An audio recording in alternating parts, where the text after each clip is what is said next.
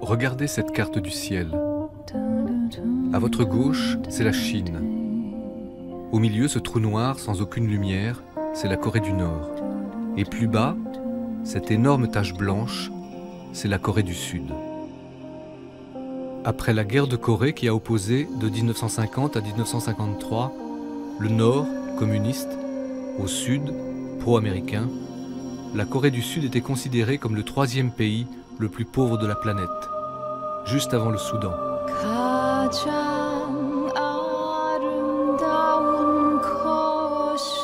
En 50 ans, elle est devenue une des nations les plus prospères. Comment ce miracle a-t-il eu lieu, alors que le pays est toujours en guerre avec son frère du Nord, qui ploie depuis bientôt 70 ans sous le joug du régime communiste? Venant de Beyrouth, une ville divisée pendant 15 ans entre chrétiens et musulmans, le miracle coréen m'a toujours intrigué et fasciné.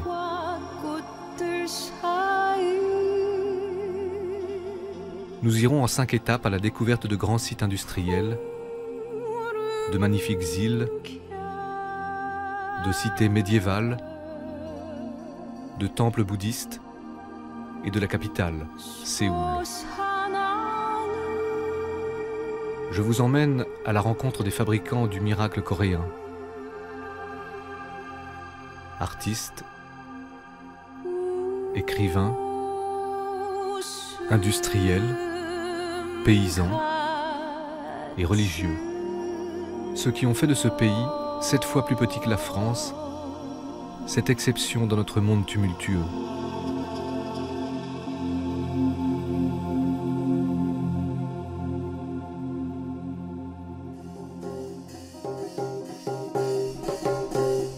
La Corée du Sud est riche de 3215 îles qui ornent tout le pourtour de son littoral.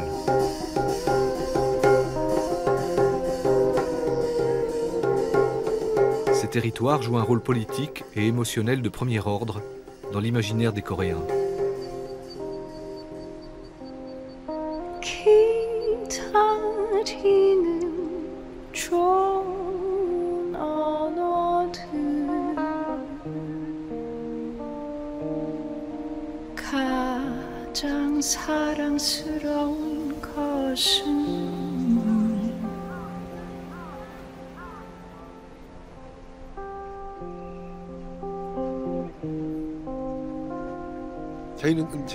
Nous sommes actuellement au village de Tangkeut. Son nom signifie le bout de la terre. C'est là exactement que la mer du Sud et la mer de l'Ouest se séparent.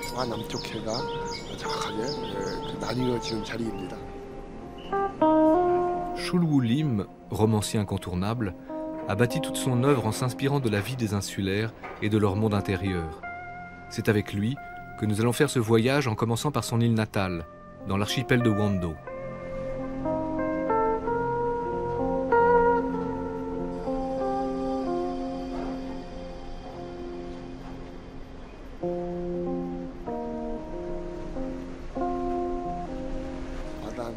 La mer.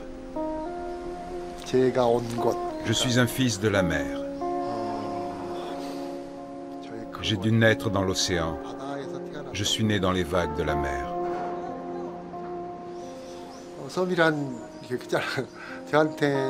L'île, pour moi, c'est comme une étoile. Une étoile qui est toute seule, éloignée de l'univers, mais qui ne se sent ni seule ni triste, parce que l'immense cosmos la porte en son sein et qu'elle scintille à côté d'une multitude d'autres étoiles.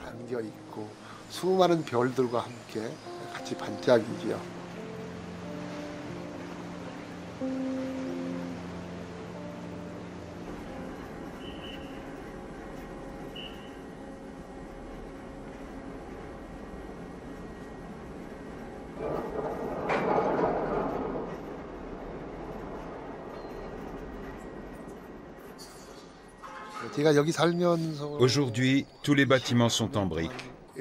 Alors qu'il y a 20 ans, il y avait des maisons traditionnelles coréennes avec des murs en terre et des clôtures en pierre. C'était très beau.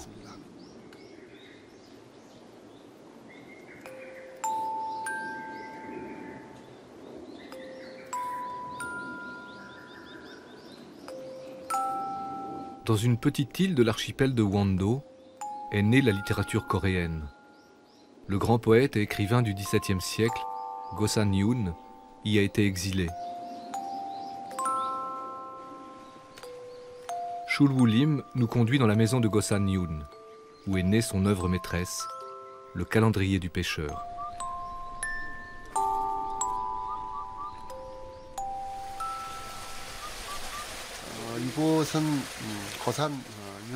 Nous sommes sur un des lieux de Gosan Yoon-sundo. Gosan est le poète le plus représentatif de la littérature classique coréenne. Cela parce qu'à l'époque, les nobles et les lettrés utilisaient les caractères chinois pour décrire la vie de la cour.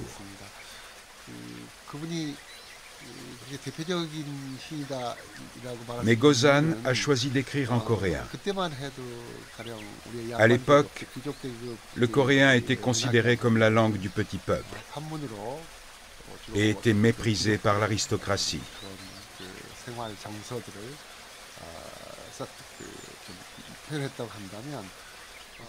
Gosan est le premier à écrire en coréen. Il a quitté la cour, a choisi cet endroit isolé et a décrit dans ses œuvres la vie des petites gens.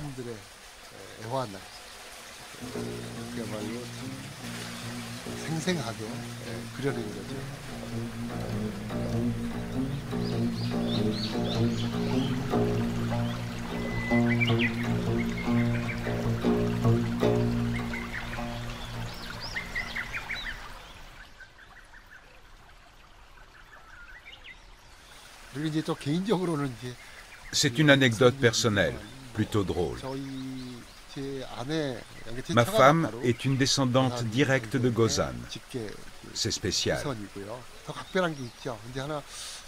C'est drôle. Quand je suis allé voir ses parents pour leur demander sa main, je n'avais ni travail ni argent. Je voulais juste écrire un roman. Et mon beau-père, à ma grande surprise, a accepté sans problème.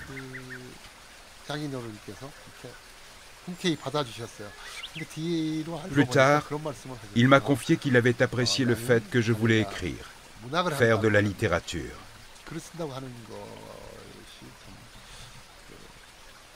Je pense que c'est parce qu'il est un descendant direct de Gosan qu'il a eu cette attitude tout à fait inhabituelle.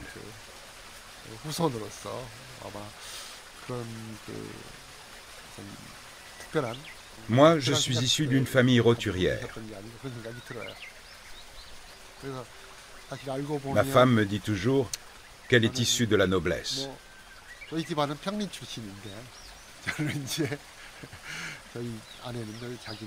Elle me taquine souvent en disant qu'en l'épousant, j'ai réussi mon ascension sociale.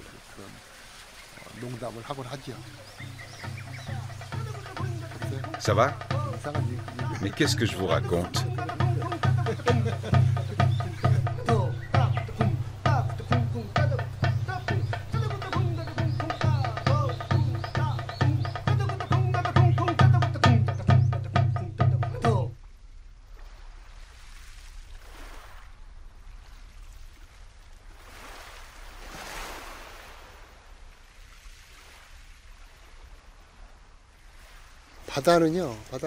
La mer, c'est vraiment un monde magique. C'est ainsi qu'on en parle dans la mythologie et les contes. Quand on vit sur cette île, la couleur de la mer change à chaque instant de la journée. Surtout le soir, après avoir éteint la lumière et s'être allongé pour dormir, la tête sur l'oreiller, on entend alors une multitude de sons forts.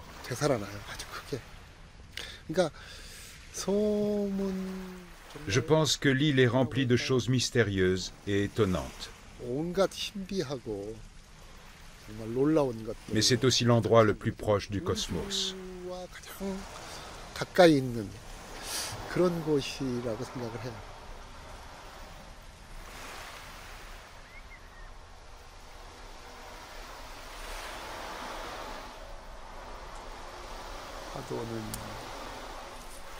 Les vagues sont des chuchotements ou des chansons.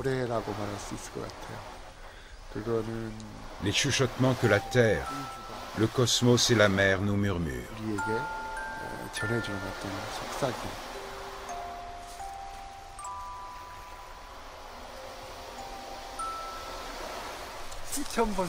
J'ai fait ça des milliers, des millions de fois.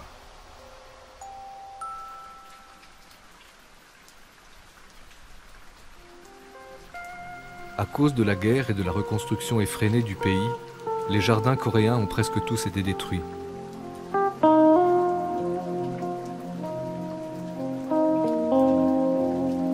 Nous sommes ici à Seyunjung, un jardin créé par le poète Go San-yoon. Ce jardin est l'illustration de l'art paysager coréen.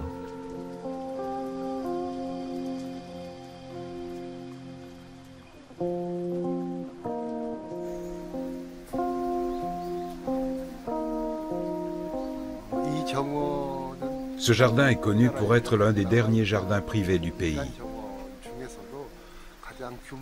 C'est le plus grand et celui qui reflète et préserve le mieux la tradition coréenne. En Corée, on cherche au maximum à préserver l'état naturel des jardins. On essaye également de ne pas intégrer un côté artificiel au paysage.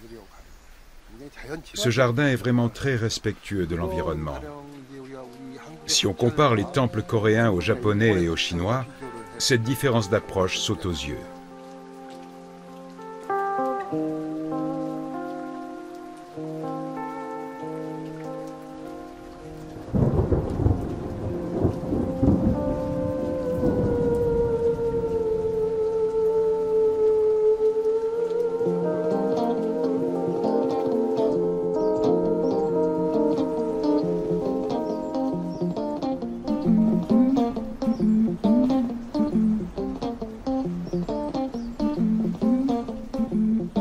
Nous sommes maintenant sur l'île de Jeju, située à 85 km de la péninsule.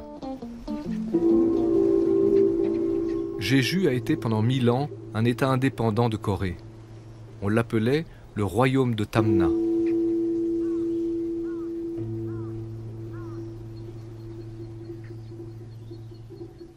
Le mont Halla est un volcan qui culmine à 1950 mètres d'altitude. Il trône au beau milieu de l'île et en est en quelque sorte la figure tutélaire.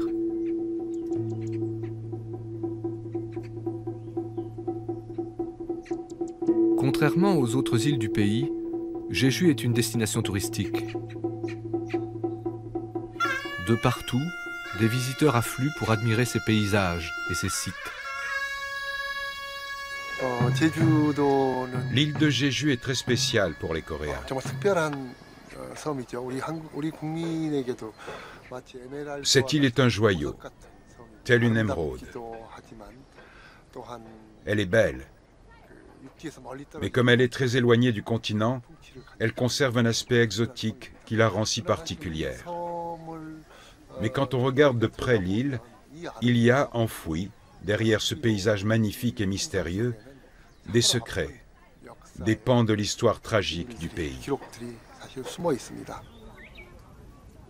Chul Woo-lim a longtemps vécu à Jeju avant de s'installer à Séoul. Cette île a joué un rôle important dans sa vie.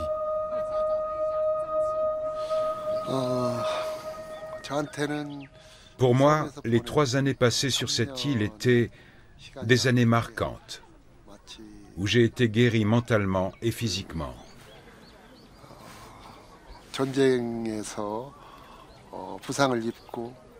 Comme si j'avais été blessé pendant la guerre, que j'étais revenu dans mon village natal et que les bras de ma mère m'enlaçaient avec amour.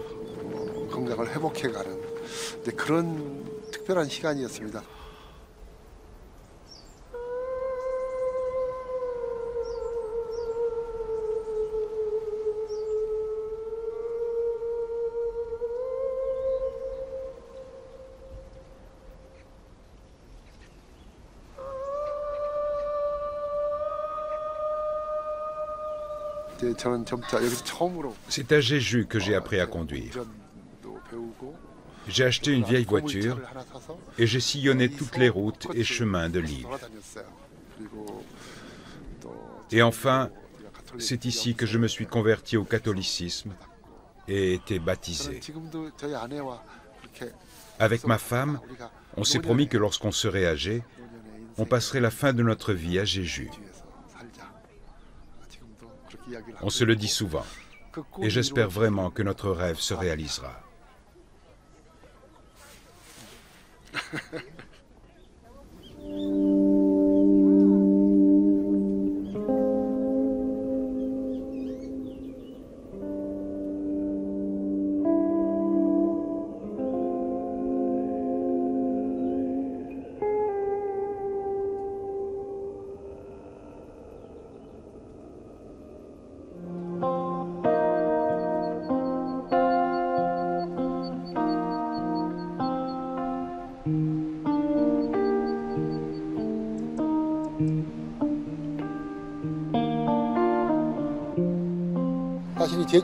En fait, l'île de Jeju a connu une longue histoire d'invasion. Il y a des centaines d'années, la dynastie chinoise des Yuan l'a envahie pour y élever des chevaux.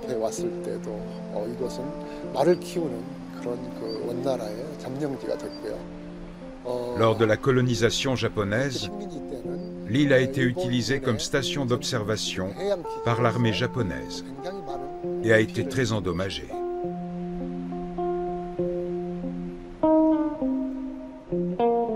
Nous sommes sur la côte sud de l'île de Jeju. Il y a 250 000 ans, le volcan du mont Ala a fait éruption et sa lave a coulé dans la mer. Elle s'est refroidie et a construit sur cette côte ces magnifiques, énormes falaises en forme de colonne.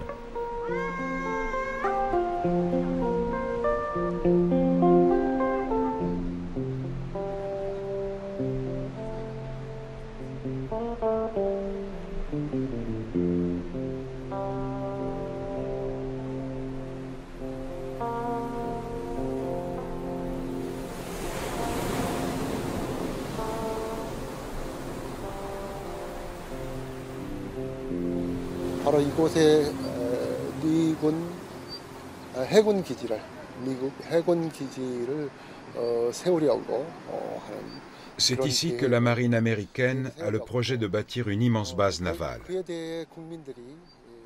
La population s'y est fortement opposée, mais les gouvernements coréens et américains n'en ont pas tenu compte.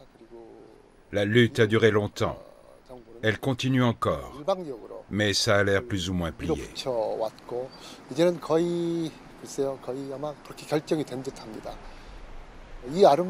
Ils ont ignoré la beauté de cette côte, ainsi que la vie des habitants de Jeju, pour créer une base navale importante qui servira d'avant-poste pour toute l'Asie du Nord-Est. Ce chantier a détruit la côte, et on ne sait pas vraiment si cette base a une utilité quelconque.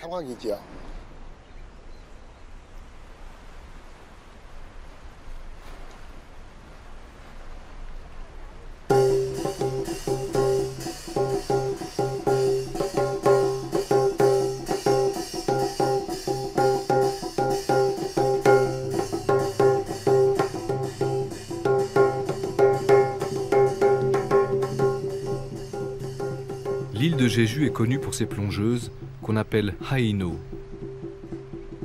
Ce métier pénible se perd.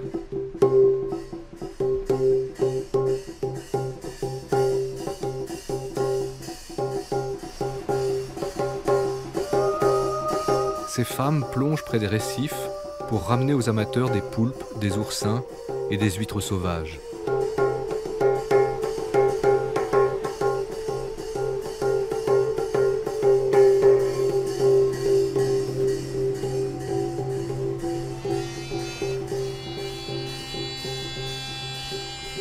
Chassées par la marine qui construit sa base navale, elles se sont repliées sur cette partie de l'île.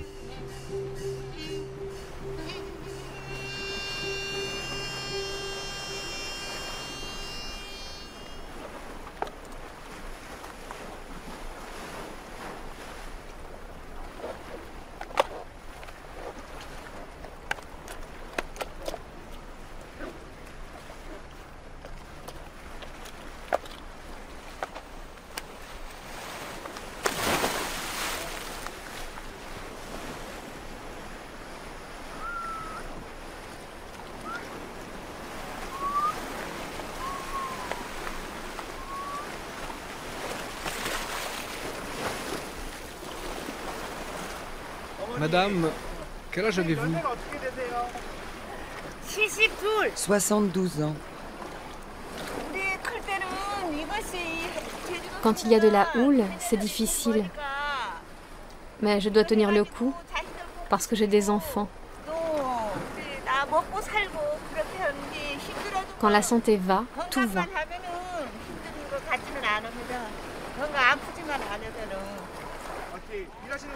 C'est difficile?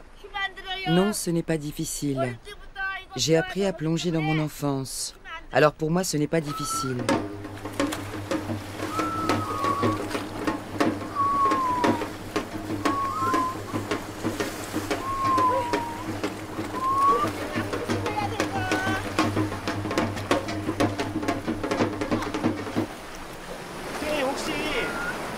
Si vous aviez une autre vie, quel serait votre rêve? Je ne referai pas ça. Je m'y suis déjà frotté, ça suffit. Ce métier est si méprisé.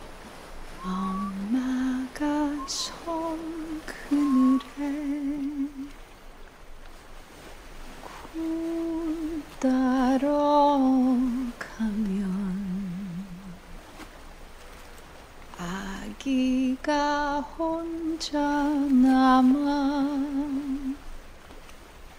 집을 보다가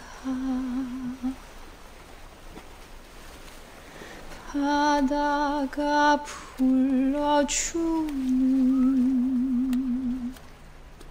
저정 노래에 알배고 스르르르 잠이 듭니다.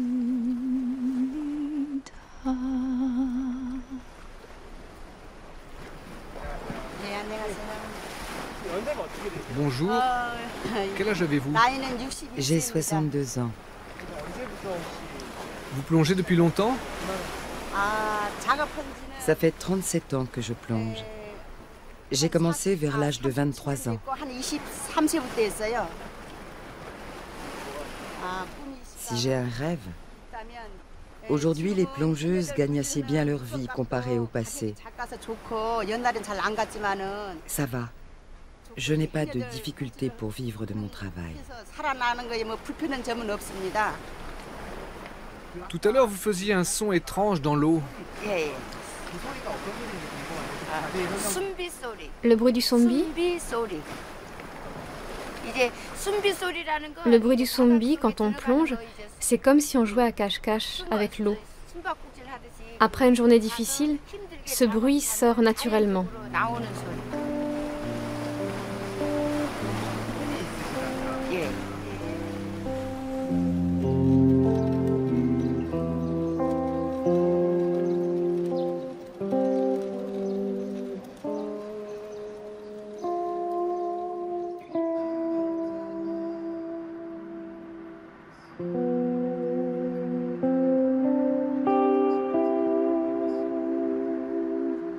La marine coréenne, en association avec la marine américaine, a décidé de construire une gigantesque base navale capable d'accueillir des porte-avions. Elle a porté son dévolu sur un des plus beaux sites de la côte de Jeju, privant de nombreux pêcheurs de l'île de leurs réserves. Chul Woo-lim rencontre à l'occasion de sa visite à Jeju Monseigneur Kang, l'évêque catholique de l'île, qui mène un combat désespéré contre la construction de cette base.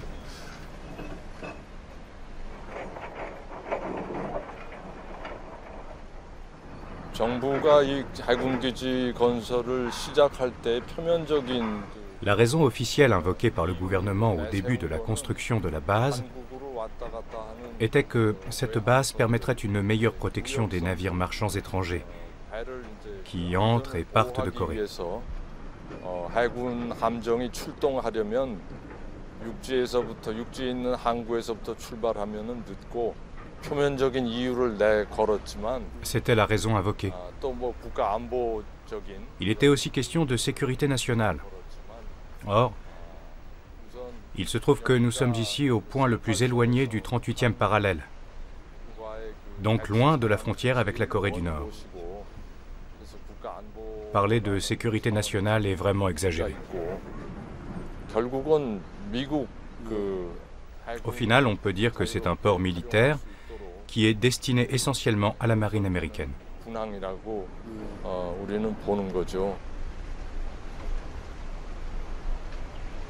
L'Église catholique de Corée s'est opposée à cette décision du ministère de la Défense du pays et surtout à la manière dont les insulaires ont été dépossédés de leur gagne-pain. Cette terre a subi la répression du 3 avril 1948, qui est une tragédie sans nom. Donc voir l'armée pénétrer à nouveau sur cette terre et construire cette immense installation militaire, c'est vraiment se moquer des gens de Jeju.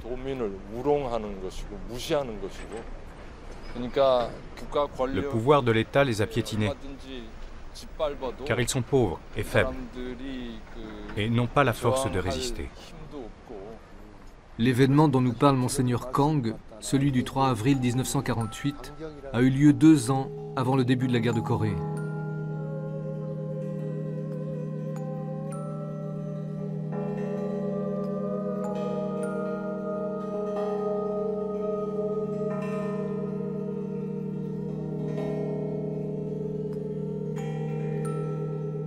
Ce 3 avril, la population de Jeju, qui était très pauvre, se soulève contre l'État central de la Corée du Sud. Ce dernier, effrayé que cette révolte ne soit téléguidée par les communistes de la Corée du Nord, dépêche la troupe. Le soulèvement est réprimé avec la plus grande brutalité. Plus de 170 villages sont rasés et on dénombre entre 20 et 80 000 victimes, dont des femmes, des vieillards et des nourrissons. Ce que vous voyez ici est une pierre tombale. Si on n'y a encore rien inscrit, c'est parce que les morts n'ont pas encore eu le traitement qu'ils méritaient.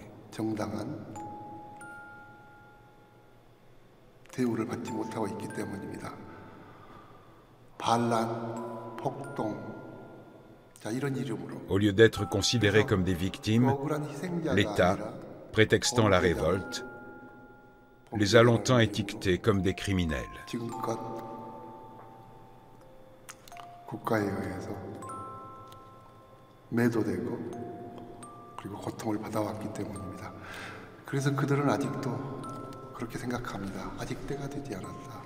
Les habitants de Jeju ont décidé que tant que la vérité sur ces morts vaines n'aura pas éclaté au grand jour,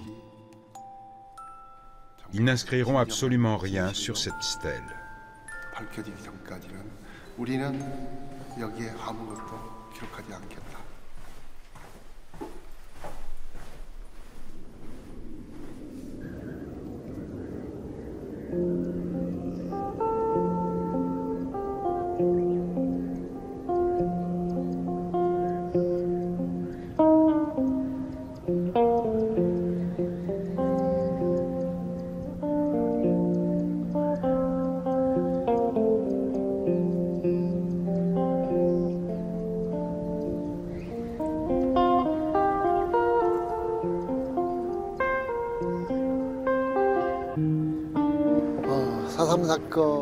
Le massacre du 3 avril a eu lieu en 1948, après la Deuxième Guerre mondiale et au début de la guerre froide.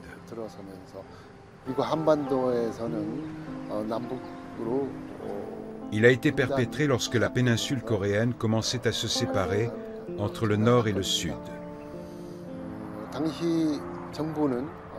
Pour le gouvernement d'alors, plus de 90% des habitants de Jeju étaient de gauche.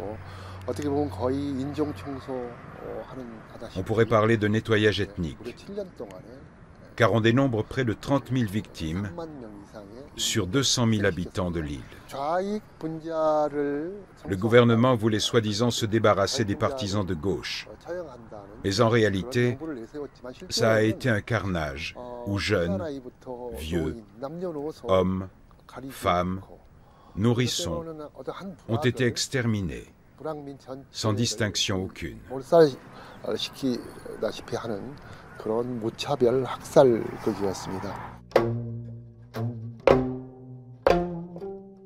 Cet événement, nié et occulté pendant 50 ans, a été mis au grand jour avec le retour à la démocratie en Corée du Sud.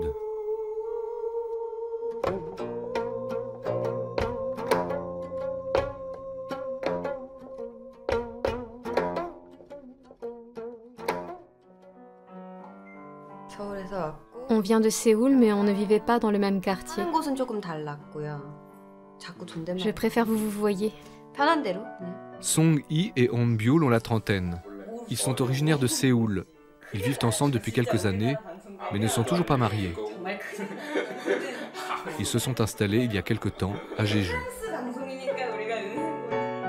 En Corée, la tradition est si forte qu'ils sont obligés de cacher leur amour à leurs parents. Au début, je voulais me reposer.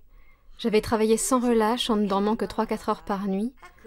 Quand je suis arrivée à Jeju, je n'avais pas envie de recommencer à travailler comme une dingue. Et c'est pour ça que pendant 1 an, elle s'est amusée. C'est vrai, je me suis amusée. J'ai dépensé tout l'argent que j'avais gagné jusque-là. Puis j'ai fait quelques petits jobs, payés 375 € par mois au début. Pendant 8 à 9 mois, j'ai continué à ne rien faire de très sérieux, en cumulant des petits boulots. 나는 일단 건축을 전공했고 그리고 앞으로도 건축 일을 계속 하고 싶고. Je suis architecte et j'ai tout de suite cherché un boulot dans ma branche. 제주도에 살겠다고 마음을 먹고 알아본 그 첫 번째로 한 일이 이제 건축사 사무소를 알아보는 일이었고. Par chance, j'ai trouvé un emploi dans un cabinet où je travaille encore aujourd'hui. 적당하게 일할 수 있는 데를 찾아서 지금은 건축사 사무소에서 일을 하고.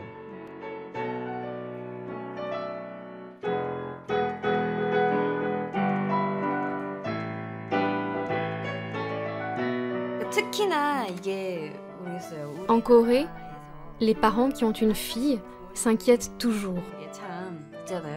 Des parents qui ont une fille et qui acceptent qu'elle vive en concubinage librement et lui disent juste « fais attention », ça n'existe pas.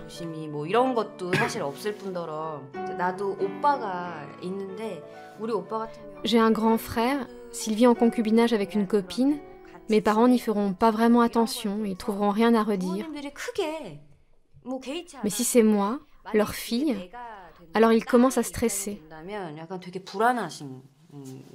Ils me disent toujours « Sung-hee, le concubinage, c'est hors de question pour toi. » On va se raser la tête et ramper à genoux jusqu'à Séoul. Sa mère va me gifler.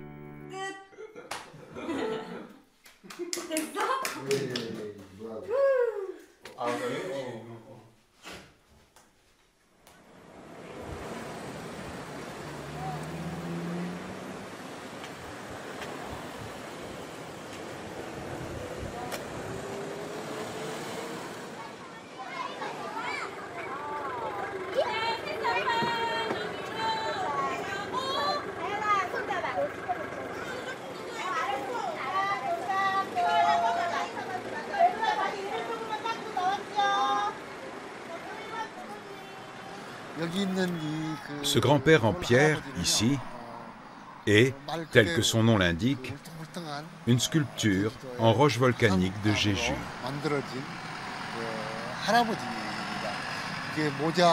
Il a un chapeau rond et de gros yeux tout ronds. On pourrait dire qu'il est assez moche. Mais on ne sait pas exactement quand ce Harubang, ce totem en pierre, a élu domicile à Jeju. On sait seulement que c'était l'ange gardien du village. Et pour les habitants, c'est un être familier. Aujourd'hui, il est le symbole de Jeju.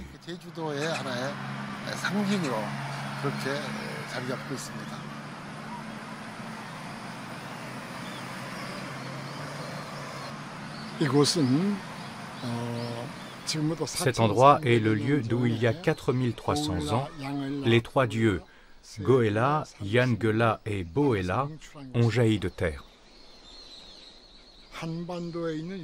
C'est le site historique le plus ancien de toute la péninsule. Comme c'est le lieu où sont nés les fondateurs des autochtones de Jeju, Il est conservé comme une terre sainte. Et c'est pourquoi les descendants de Goela, Yangela et Boela ont créé la fondation des trois noms, Go Yangbu. Et moi, je suis le représentant qui gère cette fondation.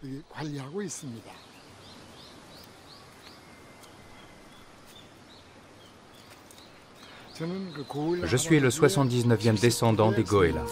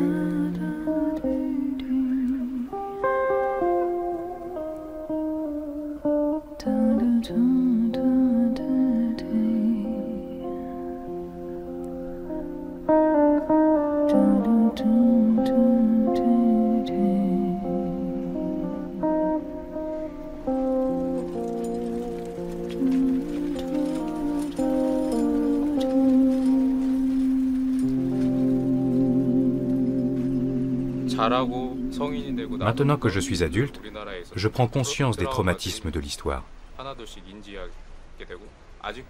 Toutes ces choses horribles qui se sont passées ont des conséquences sur notre vie d'aujourd'hui. Les blessures sont encore vives.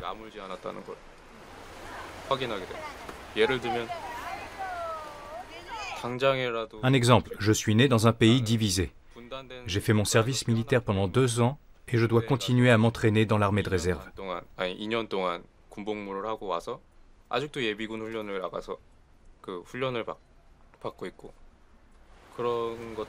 Et puis, une chose m'obsède, sans doute parce que je suis architecte, c'est la disparition de tous les bâtiments anciens. Des pans entiers de notre culture ont également disparu. La tradition n'arrive plus à se perpétuer, la guerre ayant tout détruit. On vit dans un environnement avec une cassure. Le flux est rompu et on est désemparé.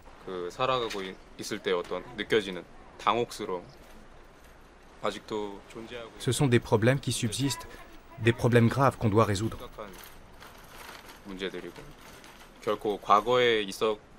Cette histoire n'est pas terminée. Elle est toujours d'actualité et on doit y faire face.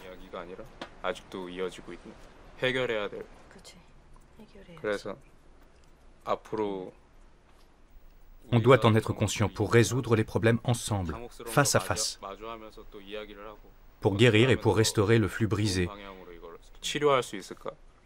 Il faudra débattre sereinement de notre situation.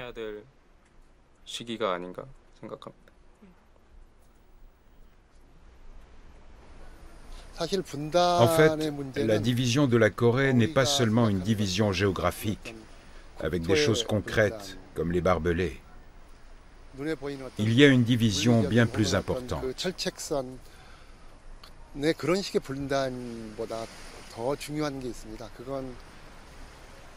C'est la division qu'il y a dans nos cœurs. C'est pareil pour tous, que l'on soit au nord ou au sud. Vivre sur une terre divisée, pour nous, simples personnes, ne peut pas être normal.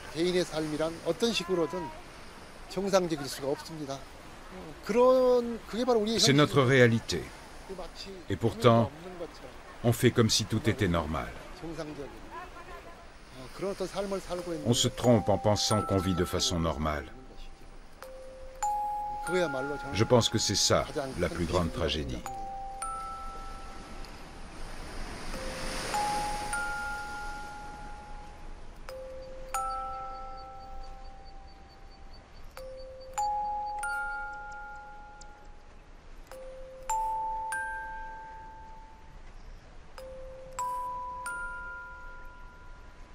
엄마가 섬 그늘에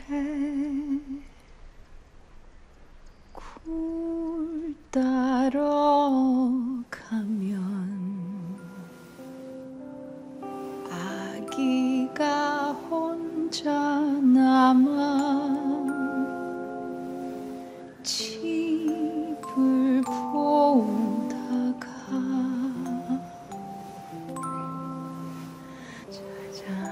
짜장 우리 아가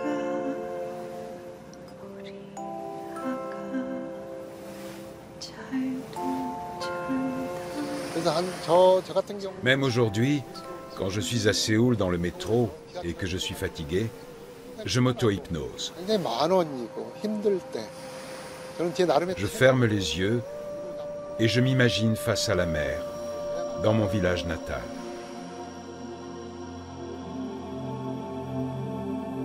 Nous quittons les îles de Wando et Jeju, ces îles de beauté et de souffrance. Beyrouth me revient à l'esprit. Je reste alors admiratif de la manière dont les Coréens apprennent à se réconcilier avec leur passé douloureux et à préserver leur amour de la nature et de la mer. Commence si tu préfères. D'accord, je commence. Les trois familles se relaient à la tête de la fondation. C'est un poème célèbre qui est très court, qui s'intitule « L'île ». Entre les hommes, il y a une île.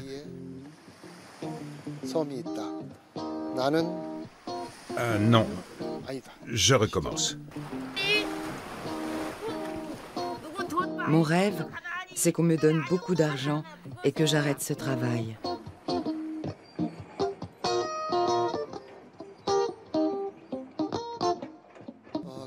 Voici le poème. Entre les hommes, il y a une île. Je veux aller sur cette île.